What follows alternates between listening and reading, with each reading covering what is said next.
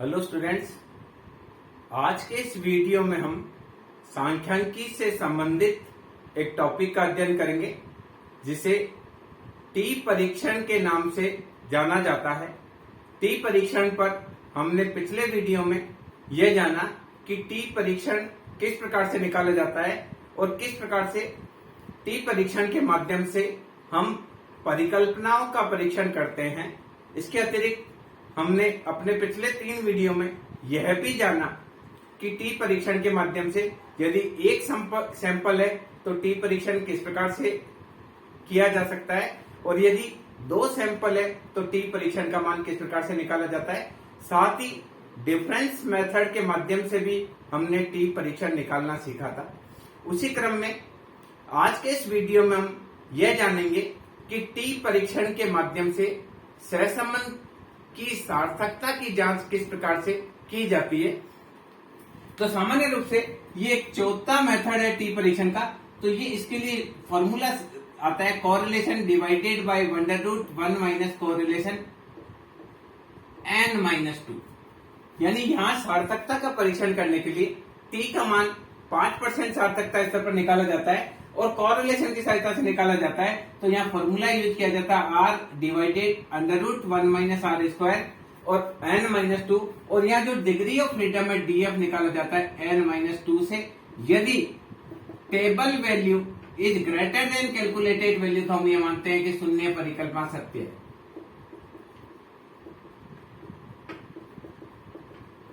और यदि किसी समय टेबल वैल्यू से कैलकुलेटेड वैल्यू ज्यादा आती है तो हम बोलेंगे शून्य परिकल्पना असत्य है,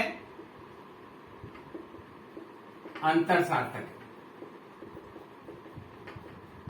तो इस प्रकार से ये जो चौथा परीक्षण है, ये चौथा परीक्षण जो टी टेस्ट का है वो टी परीक्षण है, वो सहसंबंध के आधार पर निकाला जाता है और इसका फॉर्मूला जो यूज किया जाता है वो किया जाता है correlation divided 1 minus correlation √n-2 या डिग्री ऑफ फ्रीडम के लिए n-2 यूज किया जाता है।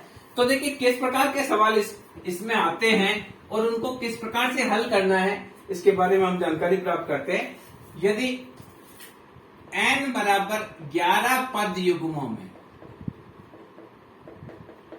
सहसंबंध का मान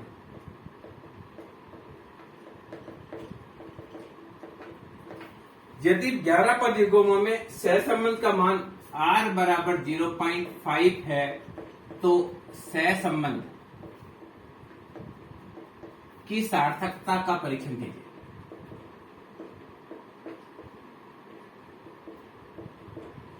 देखिए ये ऐसे कोई क्वेश्चन आता है तो देखिए t बराबर है r divided by 1 minus r² √n-2।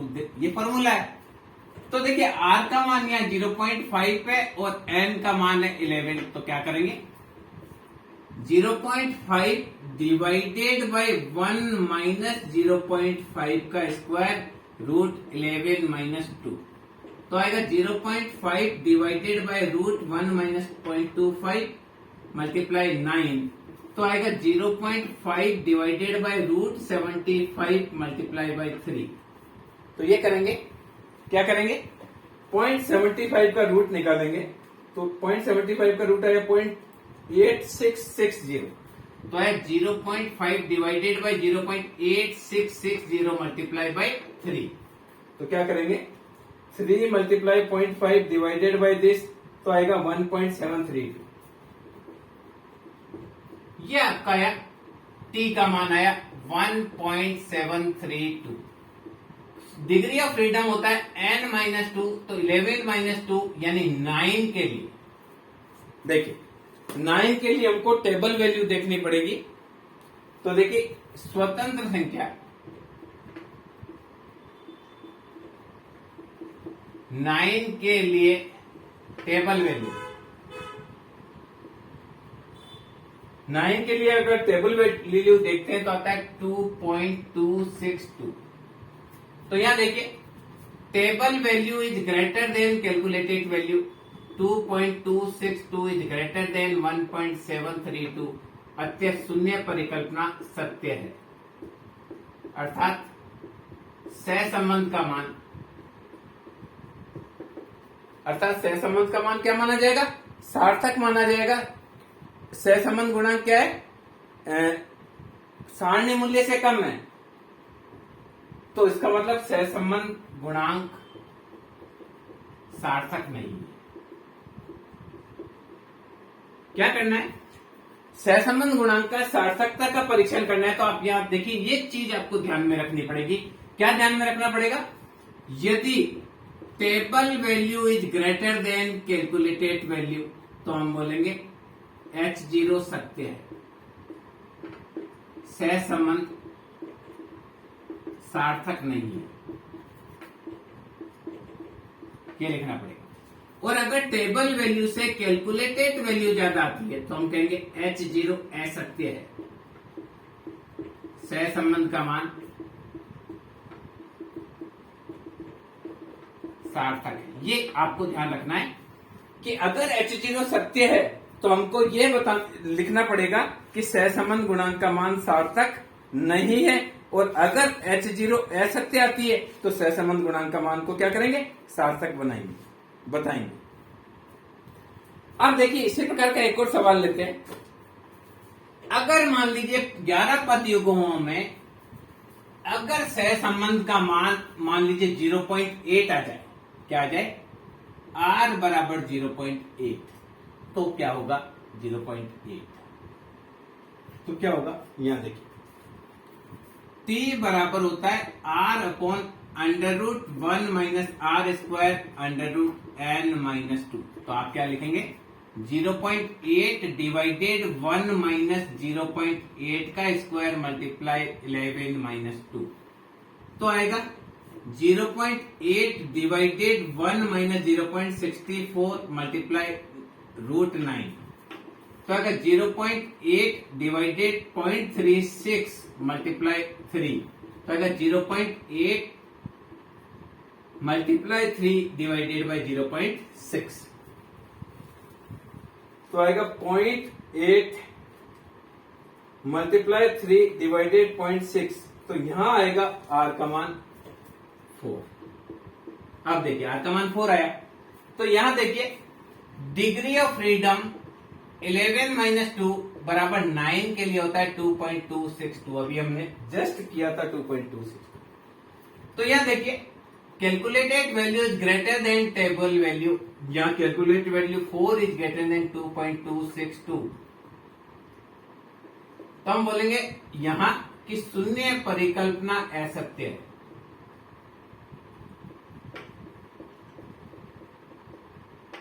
सहसंबंध का मान सार्थक है। ये यहां आपको ये ध्यान रखना पड़ेगा कि यदि किसी समय परिकलित मान टेबल वैल्यू से कम होता है, तो सहसंबंध गुणांक सार्थक नहीं होगा। और अगर टेबल वैल्यू से ज्यादा होता है, तो सहसंबंध का मान क्या होगा? सार्थक होगा। अब देखिए, एक और सवाल कर लेते हैं इसमें। ये टी परीक्षण का सहसंबंध के सार्थकता का परीक्षण टी के माध्यम से दो पद युग्म है। पहले पद युग्म में 8 पद है और इनका सहसंबंध गुणांक आया है 0.32। दूसरे पद युग्म में 12 है और इसका सहसंबंध गुणांक आया 0.19। अब इन दोनों की सार्थकता का परीक्षण कीजिए। तो देखिए, प्रथम का T बराबर R upon √1 minus R square √n-2। तो आएगा 0.32 डिवाइडेड 1 माइनस 0.32 का स्क्वायर 8-2। तो आएगा 0.32 √6 डिवाइडेड 0.32 को 0.32 से करेंगे तो 0.1024 0.32 मल्टीप्लाई 0.32 0.1024। तो आएगा 1 माइनस 0.1। तो आएगा 0.32 √6 डिवाइडेड 0.8976। तो देखिए 6 का रूट आता है 2.449, तो आएगा 0.32 गुणा 2.449 डिवाइडेड 0.8976, 0.9474, 0.9474। तो क्या करना है, 0.32 मल्टीप्लाई 2.449 डिवाइडेड 0.9434, दैट इज 0.827। ये आएगा 0.827, तो ये आया 0.827। अब देखिए डिग्री ऑफ फ्रीडम बराबर होता है n माइनस टू, यहां पर होगा 8 माइनस 2 बराबर 6 के लिए टेबल वैल्यू 6 के लिए जो आती है वो 2.447 आती है। 2.447 5% सार्थकता स्तर पर टेबल वैल्यू 6 स्वतंत्र संख्या के लिए 2.447। यहां देखिए table value is greater then calculated value 2.447 बड़ा है 0.827, अतः शून्य परिकल्पना सत्य है। हम लिखेंगे सहसंबंध का मान सार्थक नहीं है। ये करें क्लियर, सहसंबंध का मान क्या नहीं है, सार्थक नहीं है। अब देखिए दूसरा वाला अगर हम देखें n बराबर 12, दूसरे को करके देखें, पहला तो हमने दिखा दिया सार्थक नहीं है। अब यहां n बराबर 12 रखेंगे तो क्या करेंगे, 0.19 डिवाइडेड बाय 1 माइनस 0.19 का स्क्वायर मल्टीप्लाई 12 माइनस 2, तो आएगा 0.19 अंडर रूट 10 डिवाइडेड बाय 0.19 को 0.19 से करेंगे तो आएगा 0.0361, 1 माइनस 0.0361, तो आएगा 0.19,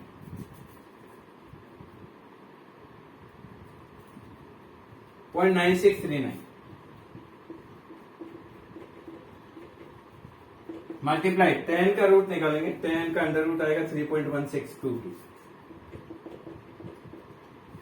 तो देखिए 0.9639 का रूट 0.9817, तो आएगा 0.19 मल्टीप्लाई 3.1622 डिवाइडेड बाय 0.9817। सॉल्यूशन कर लेंगे, 0.19 multiply 3.1622 divided by this, that is 0.611। दूसरा आएगा 0.611519, या इसको लिखेंगे 0.612। अब देखिए डिग्री ऑफ फ्रीडम डीएफ बराबर होता है n माइनस 2, n यहां पर है 12 माइनस 2 बराबर 10 के लिए टेबल वैल्यू। अगर हम 10 के लिए टेबल वैल्यू देखते हैं तो आता है 2.228।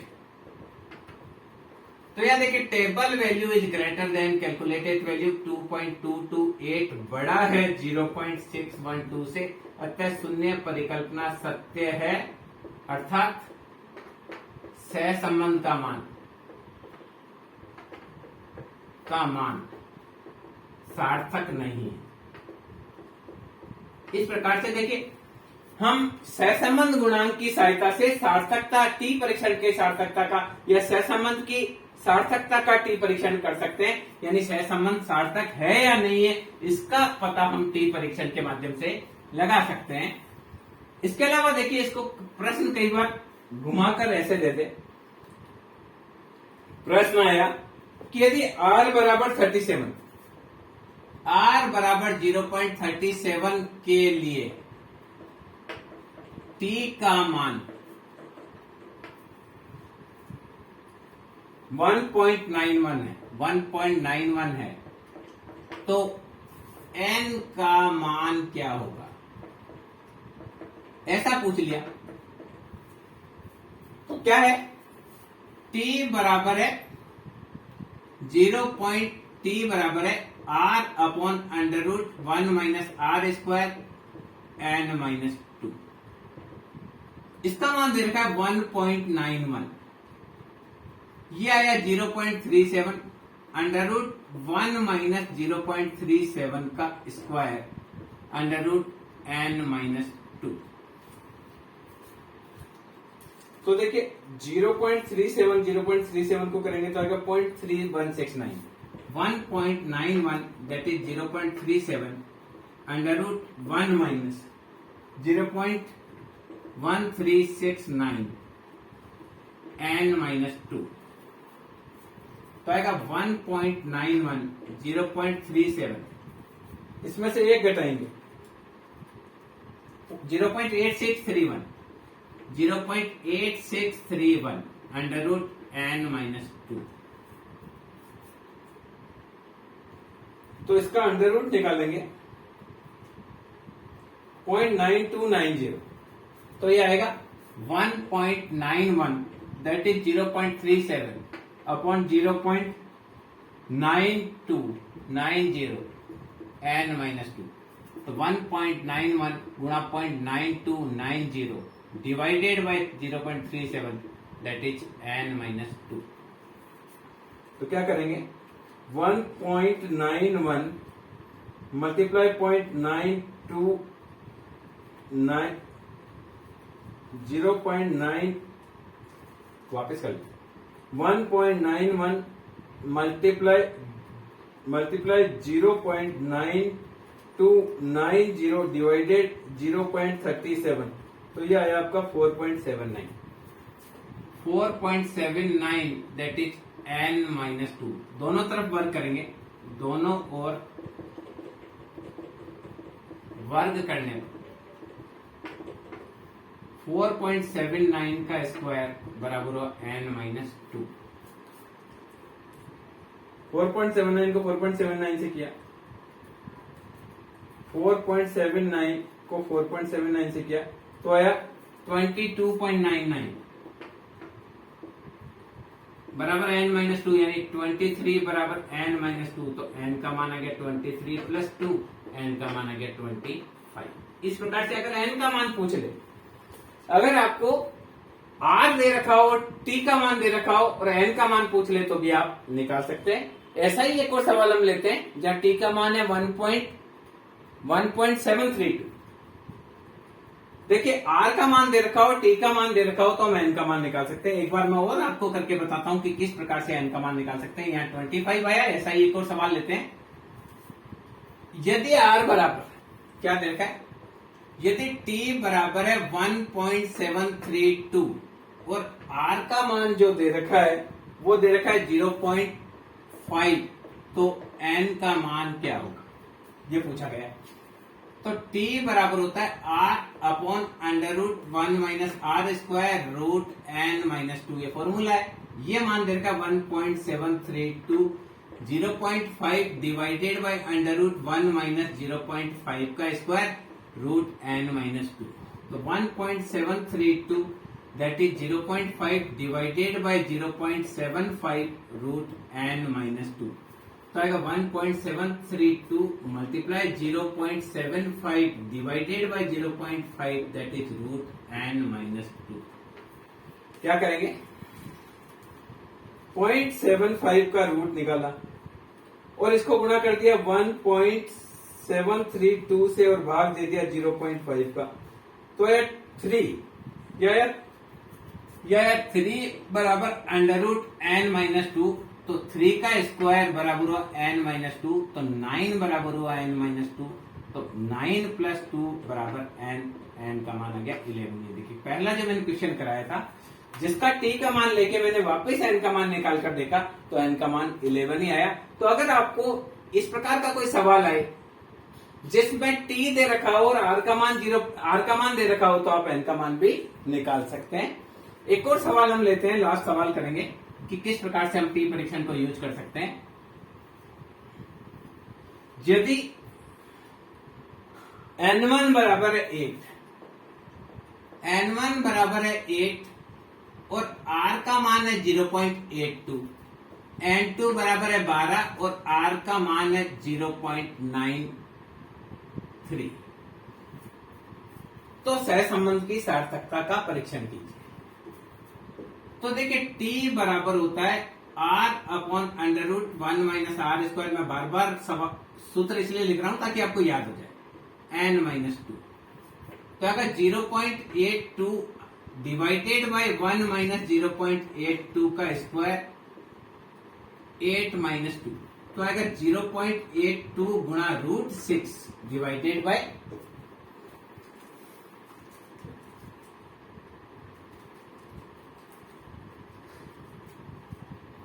0.3276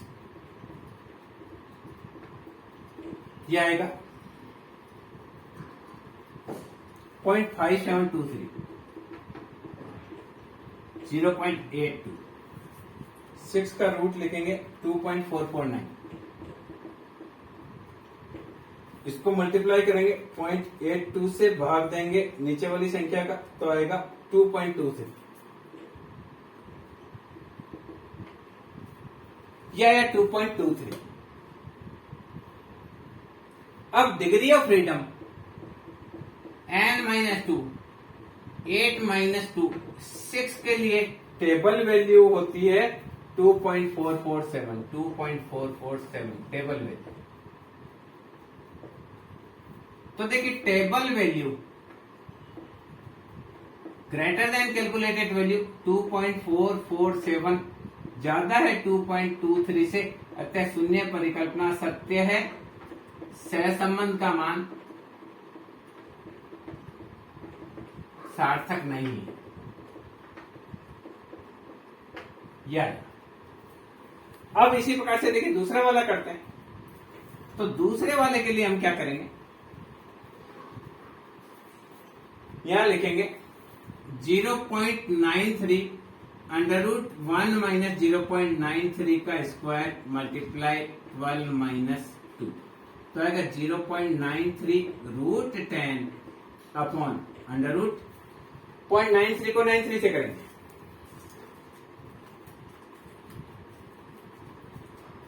नीचे बचेगा 0.1351 और इसका रूट निकालेंगे तो आएगा 0.3675।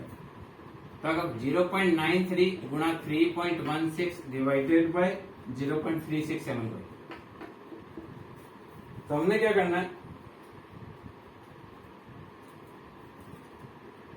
10 का अंडर रूट निकाला तो है मल्टीप्लाई 0.93 डिवाइडेड 0.3675, तो ये मान आया 8.0, तो t का मान आया 8। अब देखिए डिग्री ऑफ फ्रीडम बराबर था N-2, that is 12 - 2 that is 10 के लिए डिग्री ऑफ फ्रीडम का मान है आपका 2.228, 2.228। देखिए जैसे जैसे n का मान बढ़ेगा t की वैल्यू गिरती चली जाएगी, टेबल वैल्यू गिरती चली जाएगी इसमें, क्योंकि ये सामान्य जैसे जैसे सैंपल का साइज बढ़ता है टी परीक्षण जो कि स्मॉल सैंपल है ये लार्ज सैंपल में कन्वर्ट होता है और सामान्य बंटन की ओर जाता है, जैसा कि हमने पहले वीडियो में इस बात की चर्चा की थी। तो यहां देखिए table calculated value is greater than table value, क्योंकि 8 इज ग्रेटर देन 2.28, अतः शून्य परिकल्पना असत्य है। सहसंबंध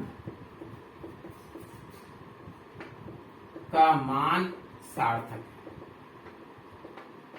इस प्रकार से देखिए टी परीक्षण के माध्यम से हम सहसंबंध सार्थक है अथवा सहसंबंध का मान सार्थक नहीं है इसका भी पता कर सकते हैं। इसके लिए हमको एक पदों की संख्या की जरूरत होती है और सहसंबंध के मान की जरूरत होती है। अगर हमसे n पूछ लिया जाए तो हमको t के मान की जरूरत होती है और सहसंबंध के मान की जरूरत होती है। और अगर किसी समय में हमको दोनों वैल्यू दे रखी हो, t की वैल्यू भी दे रखी हो और अगर t की वैल्यू के साथ में अगर हमको n की वैल्यू भी दे रखी हो तो हम r का मान भी निकाल सकते हैं। मैं समझता हूं इस वीडियो के माध्यम से किस प्रकार से सहसंबंध की सार्थकता की जांच टी परीक्षण के माध्यम से की जा सकती है, ये आपको अच्छी तरह से समझ में आया होगा।